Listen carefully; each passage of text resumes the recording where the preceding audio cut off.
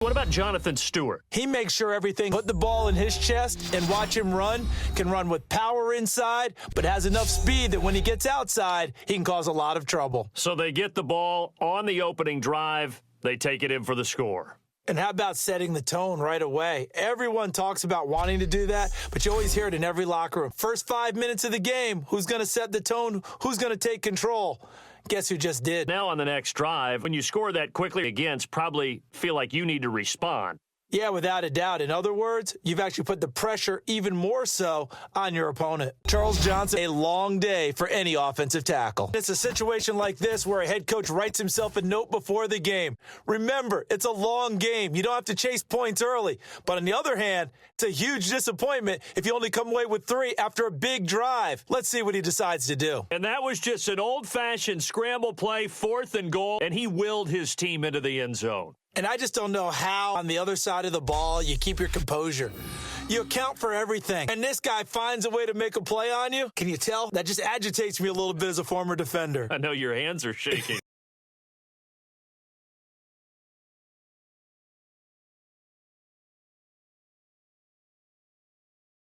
But we're used to seeing the guy that you consider the number 1 receiver double covered. But how about this guy? He's double covered and finds a way to make the play for a first down. That's how you increase your Madden rating, right? No doubt about that at all. And you know something? I think we'll hear about that from him soon. And the challenge pays dividends. The ref overturns the play. Everyone gets a bonus on this one, Brandon. The coach upstairs who signaled down and said challenge it, and the head coach for pulling the red flag. So the D-line got the push there against the O-line to stop that quarterback sneak. A really high percentage call on offense. I think it's the right call. But as you noted, if they don't get the push, he can't get in there. There's no place for him to go. And that's why the whole play got stuffed. And my goodness, he took a knee in the end zone. That's a safety. And you got to think both sides are, remember the last time these two units were out there, that goal line stand. The battle for the line of scrimmage, always key. But on a 4th down play, who's going to win that one? We talk about leverage so often. The low man's going to win that and maybe make a big play. But it really took 11 doing their jobs and doing it really well, and that kept them out of the end zone. Yeah, maybe some extra juice for them as this drive starts.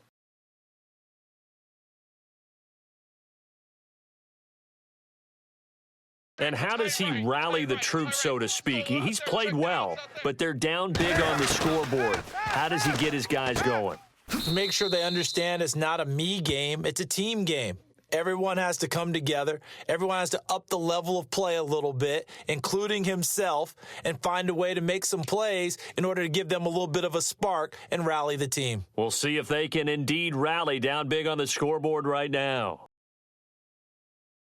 Rivers to Gates. We've heard that a time or two, haven't we? We've heard it. It's been a terrific combination. Antonio Gates coming from college basketball, Phillip Rivers from North Carolina State.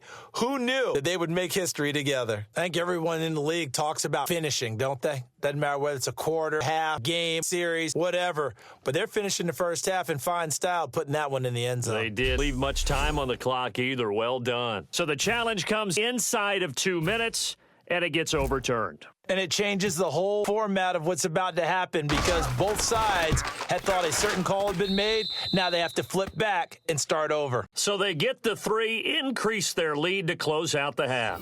Excellent way to end a drive. Go into the locker room with a little bit of extra momentum after adding 3 to their total. Whether it's Antonio Gates or not, Phillip Rivers loves the tight end position. He loves those throws. And how about that route he just hit there? Yeah, he's so good in this offense at weaving the tight end in. And sometimes the tight end helping him out, too. Yeah, without a doubt. But how about how much he loves to play the game of football? Isn't it fun to watch him jawing back and forth with the opponents? Absolutely. I think that when he takes a big hit, it actually helps his game, gets him right into it. A decent drive there to start the third quarter. They only 3 out of it, but they do inch a bit closer. Yeah, still lots of time to go in this one. Take the points and let your defense try to get the ball back. If a post pattern is often equated as a change-up route, how about when you throw it to your big guy down the center of the field? Covered or not, you have great confidence he's going to come down with the football. And when he does, as we just saw, long gains often result. I know the play ends up in the end zone with one person carrying the ball, but how about that big mass of humanity that guided him to that spot? Yeah, they got there, but I'm always a fan of the dive. I know it was a gain, but you have to sense probably a little bit of disappointment there because when it's out there in open space, I think they expect to get more out of a play, don't you? Especially when you're getting it to your guy out of the backfield. You're expecting him to be able to create something, be a little more shifty. Yeah, no doubt about it. Good open field tackling held it to an okay gain. So a bullet dodge there defensively. They surrender excellent field position on the kick return, but it winds up not costing them a thing. And that's a tough sequence of events from an offensive perspective. The inability to get first downs leads to the field goal try, and the inability to cash that in leads to nothing on the scoreboard. If you're a defender, one of the fun things about playing zone defense is especially not as static as it was in the good old days. You just dropped to a point and reacted to the football. Now you end up with a lot of man-to-man principles once you get into your zone defense. In other words, get to your assignment and then locate a guy coming into your area, and then you end up covering him almost man for man. That allows him to make more plays on the football like the one we just saw there. So his third field goal of the ball game brings him a bit closer, but there's no question they need to start turning some of these threes into sixes. And sevens and probably eights. You know, as a kicker, you just head out when you're called upon, so he's done his job. It's the rest of the offense that needs to get it in gear if they want to close this gap. Sometimes there's confusion, right? They're in zone, so you got to make sure your zones are taken care of. But once the quarterback got out of the pocket, they forgot about their zone discipline and staying in the right parts of the field. That allowed for a big play to happen. And we continue to see another example of offenses just going for it. And this game has really turned into a receiver's dream and a defender's nightmare because no one's being stopped throwing the ball downfield, and points are going on the board. He's been a frequent target, and with catches like that, one-handed in the end zone, I'd keep going his way. And he's doing it every which way, isn't he? Two hands, and in this case, we just saw it with one hand. Almost reminds me of a great return of service guy in tennis. No matter how you whack it at him, it comes back at you. In this case, he just envelops it and brings it in. Not only touchdown number 2 for him, but a big run to boot. However, still trailing. But not because of his efforts. Boy, he's playing really well, and I love his long speed there, right? Able to get out there and burst all the way to the end zone, and smart enough to keep the ball in his hands and get into the end zone for the touchdown. In 2016, on all levels of football, we're seeing guys drop it before the goal line. What's the rule, Brandon? Run into the goal post. That's right. Before you drop the ball. That. There you go. Cam Newton is one of the most athletic, unique quarterbacks we've ever seen. And his athleticism doesn't just show up when he's flipping over guys.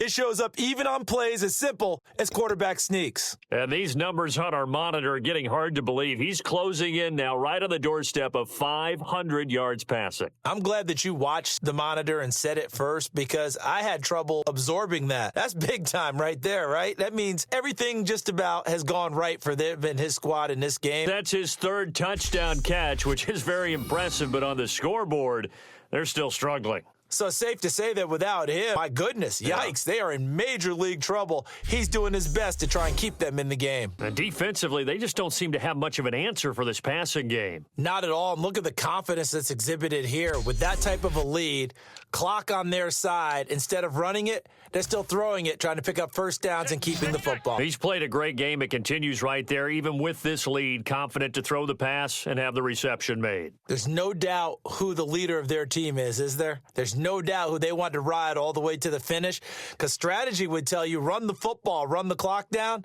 Instead, they're letting him throw it because they feel that confident in what he's getting done. I think I recognize their zone defense, and you've got everything in front of you. But when the quarterback breaks out of the pocket, sometimes that discipline breaks down and guys get out of their spots. Quarterback's able to find his open receiver there for a first down. A little risky there when you roll out of that pocket right like he did. You complete the pass, but you don't get anything out of it. But how many times have we seen when a quarterback exits out of the pocket, doesn't matter whether they go left or right, the defense loses its leverage, right? There's a little chaos back there, and receivers come open. Great discipline on that play. They didn't let that happen and held it to no gain.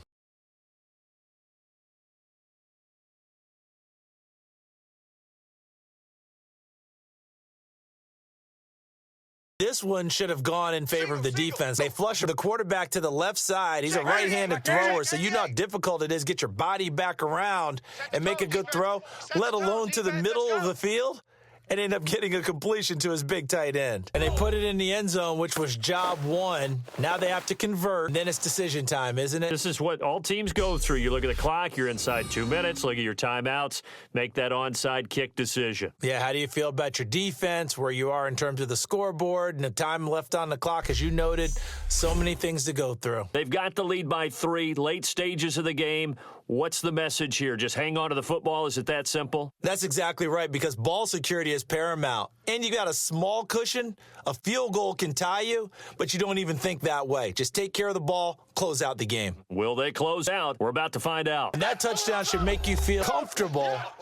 But do you really feel like it's totally over yet? Not totally, but I think you're pretty much there. Yeah, you've still got to make sure you stay with it, do all the right things down the stretch, especially on defense. But that touchdown there, you've got to feel good about your chances. They might be thinking this is close to a lost cause here. Got to play it out. What do they need to do? Well, they have a thought process in mind already, but they can't get ahead of themselves. They know that they need to score quickly. Yep, 2-score game. Onside kick and get the ball back, and then score again. But they can't worry about the last 2 points. The only thing that matters is scoring quickly, then they'll take it from there. Defensive guys, they're just saying, hey, put those points up every week. We'll just Their job that much easier when they're scoring that many points allows them to play with a totally different style and a different flow.